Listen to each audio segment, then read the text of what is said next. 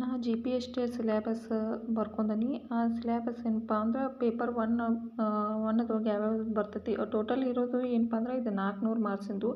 ಯಾರ್ಯಾರು G P S T exam ಬರ್ದಿರಲಿ ಅವ್ರಿಗೆ ಗೊತ್ತಿರುತ್ತೆ. ಯಾರು G P S T exam ಬರ್ದಿರಲ್ಲ ಅವ್ರಿಗೆ ಗೊತ್ತಿರಲ್ಲ. ಫಸ್ಟ್ ಅಂದರೆ ಟಿ ಟಿ ಪಾಸಾಗಿ ಈಗ ಪ್ರಿಪ್ರೇಷನ್ ಆಗ್ತಾ ಇದ್ದವ್ರಿಗೆ ನಾನು ಯಾವ ರೀತಿಯಾಗಿ ಪೇಪರ್ 1, ಪೇಪರ್ 2, ಪೇಪರ್ 3 ಇರುತ್ತೆ ಅನ್ನೋದನ್ನು ನೀವು ನೋಡ್ಬೋದು. ನನ್ನ ಪ್ರಕಾರ ಏನಪ್ಪ ಅಂದ್ರೆ ಇಲ್ಲಿ ನಾನು ಬರ್ಕೊಂಡ ಪ್ರಕಾರ ಪೇಪರ್ 1 ಯಾವ ರೀತಿಯಾಗಿರುತ್ತೆ ಅನ್ನೋದನ್ನು ನಾನು ಇಲ್ಲಿ ಹೇಳ್ತೀನಿ. ಸಾಮಾನ್ಯ ಕನ್ನಡ ಏನಪ್ಪ ಅಂದ್ರೆ 25 ಮಾರ್ಕ್ಸ್ ಇರ್ತೈತಿ. ಇದು ಪೇಪರ್ 1 ಬರೋದು. ಟೋಟಲ್ ಇರೋದು ಏನಪ್ಪ ಅಂದ್ರೆ 150 ಮಾರ್ಕ್ಸಿಂದ ಏನು ಇರ್ತೈತಿ ಪೇಪರ್ 1 ಇರ್ತೈತಿ. ಇಲ್ಲಿ ಸಾಮಾನ್ಯ ಕನ್ನಡ ಬರ್ತೈತಿ. ಸಾಮಾನ್ಯ ಕನ್ನಡದಲ್ಲಿ ನೀವು ಈಗಾಗಲೇ ನೋಡ್ತೀವಿ, ಸಾಮಾನ್ಯ ಕನ್ನಡದಲ್ಲಿ ಗ್ರಾಮರ್ ಇರುತ್ತೆ ಮತ್ತು ಗ್ರಾಮರ್ ಅಂದರೆ ವ್ಯಾಕರಣ ಬುಕ್ಕನ್ನು ನಾವು ಚೆನ್ನಾಗಿ ಓದ್ಕೊಂಡ್ರೆ ಆಗುತ್ತೆ. ಮತ್ತು ಕವಿಗಳ ಹೆಸರು ಇವನ್ನೇ ಸಾಮಾನ್ಯ ಕನ್ನಡದಲ್ಲಿ ಅವನ್ನೇ ಕೇಳ್ತಾರೆ 25 ಮಾರ್ಕ್ಸಿಂದ, ಮತ್ತೇನು ಕೇಳಲ್ಲ. ಇಲ್ಲಾಂದರೆ 6ರಿಂದ 10ನೇ ತರಗತಿಯವರೆಗೆ ಏನು ಮಾಡಿರಿ ಅಂದ್ರೆ ಭಾಷೆ ಅಭ್ಯಾಸ ಇರುತ್ತಲ್ಲ ಹಿಂದೆ, ಆ 6ರಿಂದ 10ನೇ ತರಗತಿ ಭಾಷೆ ಅಭ್ಯಾಸನ ನಾವು ಚೆನ್ನಾಗಿ ಓದ್ಕೊಂಡ್ರೆ 25 ಮಾರ್ಕ್ಸನ್ನು ನಾವು ಅಲ್ಲಿ ತೆಗೆದುಕೊಳ್ಬೋದು. ಸಾಮಾನ್ಯ ಇಂಗ್ಲೀಷು ಸಹ 25 ಮಾರ್ಕ್ಸ್ ಇರುತ್ತೆ. ಸಾಮಾನ್ಯ ಜನರಲ್ ಅಂದರೆ ಜಿ ಕೆ ಮತ್ತು ಕರೆಂಟ್ ಅಫೇರ್ಸು ಅದು ಎರಡು ಕೂಡಿ ಏನಪ್ಪ ಅಂದರೆ 25 ಮಾರ್ಕ್ಸ್ ಇರುತ್ತೆ. ಕಂಪ್ಯೂಟರ್ ಸಾಕ್ಷರತೆ 10 ಮಾರ್ಕ್ಸ್ ಇರುತ್ತೆ. ಶೈಕ್ಷಣಿಕ ಮನೋವಿಜ್ಞಾನ ಮತ್ತು ವಿಕಸನ ಬೋಧನಾ ವಿಧಾನ ಅಂತ ಏನಪ್ಪ ಅಂದ್ರೆ 50 ಮಾರ್ಕ್ಸ್ ಇರ್ತೈತಿ. ಮೌಲ್ಯ ಶಿಕ್ಷಣ ಮತ್ತು ಆರೋಗ್ಯ ಶಿಕ್ಷಣ ಇದು ಫಸ್ಟ್ ನಮ್ಮಲ್ಲಿ ಏನಪ್ಪ ಅಂದ್ರೆ ಜಿ ಪಿ ಎಸ್ ಟಿ ಮೌಲ್ಯ ಶಿಕ್ಷಣ ಗೊತ್ತು. ಆರೋಗ್ಯ ಶಿಕ್ಷಣ ನಾವು ಎಷ್ಟು ದಿನ ಏನಪ್ಪ ಅಂದ್ರೆ ಬಿ ಎಡ್ನಲ್ಲಿ ಓದಿದ್ವಿ. ಆದರೆ ಇಲ್ಲಿ ಏನಪ್ಪ ಅಂದ್ರೆ ಈ ಜಿ ಪಿ ಎಸ್ ಟಿ 15 ಮಾರ್ಕ್ಸನ್ನು ಇದನ್ನು ಕೇಳ್ಯಾರು. ಟೋಟಲ್ ಏನಾಗುತ್ತೆ 150 ಮಾರ್ಕ್ಸನ್ನು ಪೇಪರ್ 1 ಇರುತ್ತೆ. ಈ 150 ಮಾರ್ಕ್ಸು ನಾವು ಇಲ್ಲಿ ಕನ್ನಡದಲ್ಲಿ ನಮಗೆ ಈಜಿ ಅನ್ನಿಸುತ್ತೆ. ಆದರೆ ಇಂಗ್ಲೀಷ್ ಸ್ವಲ್ಪ ನಮಗೆ ಕನ್ನಡ ಮೀಡಿಯಮ್ದವ್ರಿಗೆ ಗ್ರಾಮರ್ ಸ್ವಲ್ಪ ಓದ್ಕೊಂಡಿದ್ರೆ ಆಗುತ್ತೆ. ಗ್ರಾಮರಲ್ಲಿ ಸ್ವಲ್ಪ ಇದಾಗುತ್ತೆ. ಆದರೆ ಇಲ್ಲಿ ಶೈಕ್ಷಣಿಕ ಮನೋವಿಜ್ಞಾನ ಮತ್ತು ವಿಕಸನ ಬೋಧನಾ ವಿಧಾನದಲ್ಲಿ 50 ಮಾರ್ಕ್ಸನ್ನು ಕೊಟ್ಟಿದ್ದಾರಲ್ಲ, ಅಲ್ಲಿ ನಾವು ಸ್ವಲ್ಪ ಹೆಚ್ಚು ಒತ್ತು ಕೊಟ್ಟರೆ ಇದೊಂದು ಸ್ಕೋರ್ ಆಗ್ತೈತಿ ಅಂತೇಳಿ ನಾವು ನೋಡ್ಬೋದು. ಇಲ್ಲಿ ನೆಕ್ಸ್ಟ್ ಬರೋದು ಏನಪ್ಪ ಅಂದ್ರೆ ಪೇಪರ್ 2. ನೆಕ್ಸ್ಟ್ ಬರೋದು ಪೇಪರ್ 2. ಪೇಪರ್ 2ದಾಗ ಏನಪ್ಪ ಅಂದರೆ MCQ ಪ್ರಶ್ನೆಗಳು ಇರ್ತೈತಿ ಮತ್ತು ಬರವಣಿಗೆ ರೂಪದ ಪ್ರಶ್ನೆಗಳು ಇರ್ತೈತಿ ಅಂತ ಹೇಳ್ಬೋದು. ಇಲ್ಲಿ ನೋಡ್ರಿ, ಇಲ್ಲಿ MCQ ಎಷ್ಟು ಇರ್ತೈತಿ ರೀ 50 ಮಾರ್ಕ್ಸಿನೊಳಗೆ MCQ ಇರ್ತೈತಿ.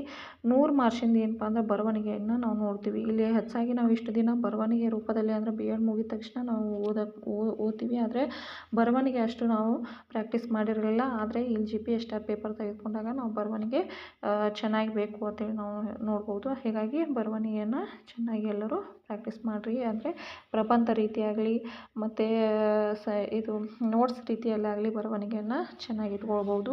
ಹೀಗಾಗಿ ಇಲ್ಲಿ 50 ಮಾರ್ಕ್ಸ್ ಏನಪ್ಪ ಅಂದ್ರೆ MCQ ಇರ್ತೈತಿ.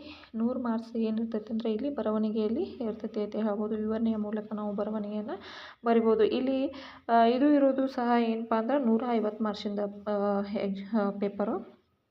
ಸೆಕೆಂಡ್ ಪೇಪರು ಏನಪ್ಪ ಅಂದ್ರೆ 150 ಮಾರ್ಕ್ಸು. ಇದು ಅಂದರೆ ನಮ್ಮ ಆಪ್ಷನಲ್ ಸಬ್ಜೆಕ್ಟ್ ಮೇಲೆ ಇದು ಡಿಪೆಂಡ್ ಆಗಿರ್ತದೆ. ಯಾರು ಸೈನ್ಸ್ ತೊಗೊಂಡಿರ್ತಾರಲ್ಲ ಅವರು ಸೆಕೆಂಡ್ ಪೇಪರ್ಗೆ ಅನ್ವಯ ಆಗ್ತಾರೋ, ಸೋಷಿಯಲ್ ಸೈನ್ಸು ಹೀಗೆ ನಮ್ಮ ಆಪ್ಷನಲ್ ಪೇಪರ್ ಮೇಲೆ ಈ ಒಂದು ಪೇಪರ್ 2 ನಡೆಯುತ್ತೆ ಅಂತ ಹೇಳ್ಬೋದು. ಇಲ್ಲಿ ನಾವು ಮೇನ್ ಇರೋದು ಏನಪ್ಪ ಅಂದ್ರೆ 75 ಮಾರ್ಕ್ಸ್ ಕಂಪಲ್ಸರಿ ನಾವು ಏನು ಮಾಡಬೇಕು ಇಲ್ಲಿ ತೊಗೋಬೇಕು.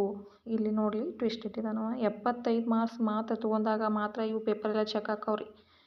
75 ಮಾರ್ಕ್ಸ್ ತೊಗೊಂಡಾಗ ಮಾತ್ರ ಎಲಿಜಿಬಲ್ ಆಕ್ಕಿವು. ಇನ್ನೊಂದು ಇಟ್ಟಾನು ನೆಕ್ಸ್ಟ್ 75 ಮಾರ್ಕ್ಸಿಗೆ ನಾವು ಆಪ್ಷನಲ್ ಸಬ್ಜೆಕ್ಟ್ ಮ್ಯಾಗ ಏನು ಮಾಡಬೇಕು ಕಂಪಲ್ಸರಿ ತೊಗೋಬೇಕ್ರಿ. ತೊಗೊಂಡಾಗ ಮಾತ್ರ ಏನಾಕತಿ ಎಕ್ಸಾಮ ಎಲಿಜಿಬಲ್ ಆಕತಿ ಅಂತ ಹೇಳ್ಬೋದು. ಅಂದರೆ ಮುಂದೆ ಚೆಕ್ ಆಗ್ತೈತಿ. ಅಂದರೆ ನಾವು ಇದು 75 ತೊಗೊಂಡ್ರೆ ನಾವು ಏನಪ್ಪ ಅಂದ್ರೆ ಸೆಲೆಕ್ಟ್ ಆದಂಗೆ ಅಲ್ಲ, ಮುಂದೆ ಚೆಕ್ ಮಾಡೋಕೆ ಅವರು ಅನ್ವಯ ಆಕತಿ. ಅದಕ್ಕೆ ಕಂಪಲ್ಸರಿ 75 ಇಟ್ಟದ 150ಗೆ. ನೆಕ್ಸ್ಟ್ ಬರೋದು ಇನ್ನೊಂದು ಏನಪ್ಪ ಅಂದ್ರೆ ಪೇಪರ್ 3. ಪೇಪರ್ 3 ಅಂದ್ರೆ ಏನಪ್ಪ ಅಂದ್ರೆ ಇಲ್ಲೂ ಸಹ 100 ಮಾರ್ಕ್ಸಿಂದ ಐತಿ. ಇದು 100 ಮಾರ್ಕ್ಸಿಂದು 2 ಗಂಟೆ ಕೊಟ್ಟಾನ ಟೈಮ. ಇಲ್ಲಿ ಏನಪ್ಪ ಅಂದ್ರೆ 3 ಗಂಟೆ ಕೊಟ್ಟಾನ. ಇದನ್ನು ಪೇಪರ್ 2ಗೆ 3 ಗಂಟೆ. ನೆಕ್ಸ್ಟ್ ಪೇಪರ್ 1ಕ್ಕೂ ಸಹ ಏನಪ್ಪ ಅಂದ್ರೆ 2.5 ಗಂಟೆಯನ್ನು ಟೈಮನ್ನು ಕೊಟ್ಟಾನ. ಹೀಗಾಗಿ ಇಲ್ಲಿ ಏನು ಕೊಟ್ಟಾನ, 3 ಗಂಟೆ ಕರೆಕ್ಟ್ ಐತಿ. ಯಾಕಂದ್ರೆ 100 ಮಾರ್ಕ್ಸಿಂದ ನಾವು ಬರವಣಿಗೆಯಲ್ಲಿ ಬರಿಬೇಕಾದ್ರೆ ನಮ್ಗೆ ಟೈಮ್ ಸಾಲಂಗಿಲ್ಲ. ಡಿಗ್ರಿ ಪೇಪರಲ್ಲಿ ನಾವು ಬರ್ದಿದ್ದಂಗೆ ಇಲ್ಲಿ ಸಹ ಏನಪ್ಪ ಅಂದ್ರೆ 3 ಗಂಟೆ ಬೇಕಾಗ್ತೈತಿ. ಆಮೇಲೆ ತಿಂಡಿ ಏನಪ್ಪ ಅಂದ್ರೆ ಭಾಷಾ ಸಾಮರ್ಥ್ಯ ಪರೀಕ್ಷೆ. ಇದು 100 ಮಾರ್ಕ್ಸಿಂದ ಐತ್ರಿ. ಇಲ್ಲಿ ಏನಪ್ಪ ಅಂದ್ರೆ ಕಡ್ಡಾಯವಾಗಿ ನೋಡ್ರಿ, ಇಲ್ಲಿ 60 ಅಂಕಗಳನ್ನ ನಾವು ಏನು ಮಾಡ್ಬೇಕು, ನಾವು ಇಲ್ಲಿ ಭಾಷಾ ಸಾಮರ್ಥ್ಯ ಪರೀಕ್ಷೆಯಲ್ಲಿ 60 ಅಂಕಗಳನ್ನ ಪಡ್ಕೊಳ್ಳಬೇಕು. ಇಲ್ಲಾಂದ್ರೆ ಇದು ಸಹ ಏನಪ್ಪ ಅಂದ್ರೆ ಎಲಿಜಿಬಲ್ ಆಗಂಗಿಲ್ಲ ಅಂತ ಹೇಳ್ತಾನೆ ನಾವು. ಅಂದರೆ ಇಲ್ಲಿ 75 ತೊಗೋಬೇಕು. ತೊಗೋಬೇಕು, ಇಲ್ಲಿ 60 ತೊಗೋಬೇಕು. 60, 75 ತೊಗೊಂಡ್ರೆ ರೀ ನಾವು GPS ಸೆಲೆಕ್ಟ್ ಆದಂಗೆ ಅಲ್ಲ. ಅಂದ್ರೆ ಇದನ್ನ ನಾವು ಒಳಗೆ ಹೋಗಾಕಂದ್ರೆ ಅವ್ರು ಪೇಪರ್ ಚೆಕ್ ಮಾಡಕ್ಕೆ ಇದು ಎಲಿಜಿಬಲ್ ಬೇಕು ಅಂತ ಹೇಳ್ತಾರೆ. ಭಾಷಾ ಸಾಮರ್ಥ್ಯ ಪರೀಕ್ಷೆಯೊಳಗೆ ಎಷ್ಟಪ್ಪ 2 ಗಂಟೆ ಕೊಟ್ಟಾರು, 60 ಮಾರ್ಕ್ಸ್ ಕಂಪಲ್ಸರಿ ಬೇಕು ಅಂತ ಹೇಳ್ಯಾರ. ಇಲ್ಲಿ ಭಾಷಾ ಸಾಮರ್ಥ್ಯ ಪರೀಕ್ಷೆ ಒಳಗೆ ಏನೇ ಇರ್ತೈತಿ ಅಂದ್ರೆ ಪಟ ಏನಪ್ಪ ಅಂದ್ರೆ ಒಂದು 5 ನಿಮಿಷ ನೋಡ್ಕೊಂಡು ಹೋಗೋಣ. ಇಲ್ಲಿ ಸಮಾನಾರ್ಥಕ ಪದಗಳಿಗೆ 5 ಅಂಕ ಇರ್ತೈತಿ, ನುಡಿಗಟ್ಟುಗಳಿಗೆ 5 ಅಂಕ ಇರ್ತೈತಿ, ಅನ್ಯ ದೇಶೀಯ ಪದಕ್ಕೆ 5 ಅಂಕ ಇರ್ತೈತಿ, ಸಂಧಿಗೆ 2 ಅಂಕ ಇರ್ತೈತಿ, ಸಮಾಸಗಳಿಗೆ 2 ಅಂಕ ಮತ್ತು ಸ್ವಂತ ವಾಕ್ಯದಲ್ಲೂ 2 ಅಂಕಗಳನ್ನು ಕೇಳ್ತಾರೆ ಅಂತ ಹೇಳ್ಬೋದು. ನನ್ನ ಪ್ರಕಾರ ನಾನು ಸ್ವಲ್ಪ ಬರ್ಕೊಂಡೀನಿ, ನೋಟ್ಸ್ ಮಾಡ್ಕೊಂಡೀನಿ. ನೀವು ಸ್ವಲ್ಪ ಏನಪ್ಪ ಅಂದ್ರೆ ಏನೇನು ಕೇಳ್ತಾರೆ ಅನ್ನೋದನ್ನ ನೋಟ್ಸ್ ಮಾಡ್ಕೊಂಡ್ರೆ ನಮ್ಗೆ ಓದಕ್ಕೆ ಒಂದು ಪ್ಲ್ಯಾನಿಂಗ್ ಅನ್ನೋದು ಸಿಗ್ತೈತಿ. ನೆಕ್ಸ್ಟ್ ಏನಪ್ಪ ಅಂದ್ರೆ ಸರ್ವನಾಮ ಪದಗಳನ್ನು ಅದು ಒಂದು 2 ಅಂಕ ಇರ್ತೈತಿ, ಅವ್ಯಯ ಪದಗಳು ಅವು 2 ಅಂಕ ಇರ್ತೈತಿ, ವಚನಗಳನ್ನು ಬದಲಿಸಿ ಇರ್ತೈತಿಲ್ಲ ಅದು 2 ಅಂಕ, ಮೊದಲೆರಡು ಪದಗಳಿಗೆ ಇರುವ ಸಂಬಂಧವನ್ನು ಸೂಚಿಸಿ ಕಾಲವನ್ನು ಬದಲಿಸಿ 2 ಅಂಕದ ಕೇಳ್ತಾರೆ. ಆಮೇಲೆ ತತ್ಸಮ ತದ್ಭವಗಳು 2 ಅಂಕ, ಗ್ರಾಂಥಿಕ ರೂಪ ಮತ್ತು ಪ್ಯಾಸೇಜ್ ಕೊಟ್ಟಿರ್ತಾನೆ. ಪ್ಯಾಸೇಜ್ ನೋಡ್ರಿ, ಪ್ಯಾಸೇಜ್ ಏನಪ್ಪ ಅಂದ್ರೆ 20 ಅಂಕಗಳನ್ನ ಪ್ಯಾಸೇಜ್ ಕೊಟ್ಟಿರ್ತಾನೆ ಅಲ್ಲಿ ಟೈಮ್ ಸಾಲಂಗಿಲ್ಲ. ಅದಕ್ಕೇನಪ್ಪ ಅಂದ್ರೆ ನಮ್ದು ಈಗ ನಾವು ಏನು ಮಾಡಬೇಕು, ಪ್ರಾಕ್ಟೀಸ್ ಮಾಡಬೇಕು ಅಂತ ಹೇಳಿ ನಾವು ಹೇಳ್ಬೋದು. ಪ್ರಬಂಧ ಬರವಣಿಗೆ 5 ಅಂಕ, ಗಾದೆಯನ್ನು ವಿಸ್ತರಿಸಿ ಬರೆಯಿರಿ 5 ಅಂಕ, ಕೊಟ್ಟಿರುವ ಹೇಳಿಕೆಗಳನ್ನ ಕುರಿತು ಬರೀರಿ, ಅದು 8-10 ವಾಕ್ಯಗಳಲ್ಲಿ ಇರ್ತೈತಿ. ಪದ್ಯದ ಸಾರಾಂಶ, ಒಂದು ಪದ್ಯ ಕೊಡ್ತಾರೋ ಸಾರಾಂಶ ಬರೆಯತ್ತೆ ಹೇಳ್ತಾರೆ. ಯಾವ್ದು ಕೊಡ್ಬೋದು, ನಮ್ಗೆ ಹಳೆಗನ್ನಡದಲ್ಲೂ ಕೊಡ್ಬೋದು, ಹೊಸಗನ್ನಡದಲ್ಲೂ ಸಹ ಏನಪ್ಪ ಅಂದ್ರೆ ಕೊಡ್ಬೋದು. ಹೀಗಾಗಿ 5 ಅಂಕ ಕೊಟ್ಟಿರ್ತಾನೆ. ಕೊಟ್ಟಿರುವ ಚಿತ್ರ ಒಂದು ಚಿತ್ರ ಕೊಟ್ಟಿರ್ತಾನೆ, ಆ ಚಿತ್ರವನ್ನು ಕೊಟ್ಟು ಅದಕ್ಕೂ ಒಂದು 5 ಅಂಕ ಇಟ್ಟಿರ್ತಾನೆ. ಹೀಗೆ ನಾನು ನೋಡ್ರಿ ಇವೆಲ್ಲ ಏನಪ್ಪ ಅಂದ್ರೆ ಇದು ಭಾಷಾ ಸಾಮರ್ಥ್ಯದ ಪರೀಕ್ಷೆಯಲ್ಲಿ ಕೇಳ್ತಿರ್ತಕ್ಕಂಥ ಒಂದು ಅಂಕಗಳು ಅಂತ ಹೇಳ್ಬೋದು. ಒಂದು ಏನಪ್ಪ ಅಂದ್ರೆ ಯಾವ್ಯಾವ ಕ್ವಶನ್ ಕೇಳ್ಬೋದು ಅನ್ನೋದನ್ನು ನಾನು ನಿಮ್ಗೆ ಹೇಳೀನಿ. ಇದಕ್ಕೆ ನಾವು ಏನೇನು ಓದಬೇಕು ಅನ್ನೋದನ್ನು ನೋಡ್ರಿ.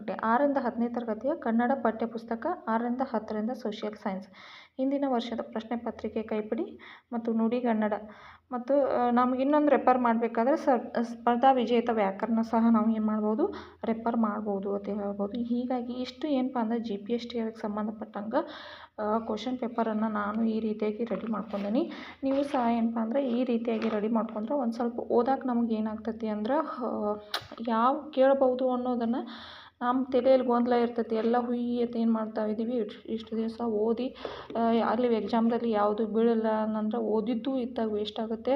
ಇತ್ತಾಗ ಏನಪ್ಪ ಅಂದ್ರೆ ಓದಿದ್ನಿಗೆ ಅಲ್ಲಿ ಮಾರ್ಕ್ಸ್ ಬೀಳಿಲ್ಲ ಅನ್ನೋ ಅಲ್ಲಿ ಯಾವುದು ಕ್ವಶನ್ ಬೀಳಿಲ್ಲ ಅನ್ನೋ ಒಂದು ನೋವು ಕಾಡುತ್ತೆ. ಹೀಗಾಗಿ ನಾವು ಯಾವ್ದು ಓದ್ಬೇಕು ಅನ್ನೋದನ್ನು ಮೊದಲು ಒಂದು ಪ್ಲ್ಯಾನಿಂಗ್ ಮಾಡ್ಕೊಂಡು ಯಾವ ಕ್ವಶನ್ ಮ್ಯಾಗೆ ಇಷ್ಟು ವರ್ಷ ಕೇಳ್ಯಾರು, ಯಾವ ಕ್ವಶನ್ ಯಾವ ಒಂದು ಸಬ್ಜೆಕ್ಟ್ ಮ್ಯಾಗೆ ಕೇಳ್ಯಾರು, ಯಾವ ವಿಷಯ ಮ್ಯಾಗೆ ಕೇಳ್ಯಾರು ಅನ್ನೋದೊಂದು ಪ್ಲ್ಯಾನಿಂಗ್ ಮಾಡ್ಕೊಂಡು ಓದಿದ್ರೆ ಒಂದು ಸ್ವಲ್ಪ ಏನು ಗುರಿ ಮುಟ್ಬೋದು ಅನ್ನೋದನ್ನು ನನ್ನ ನಂಬಿಕೆ. ನೀವು ಸಹ ಏನಪ್ಪ ಅಂದ್ರೆ ಒಂದು ಪ್ಲ್ಯಾನಿಂಗ್ ಹಾಕ್ಕೊಂಡು ಓದ್ರಿ ಅಂತೇಳಿ ನಾನು ಈ ಒಂದು ವಿಡಿಯೋದಲ್ಲಿ ಹೇಳ್ತೀನಿ. ನಮಸ್ಕಾರ.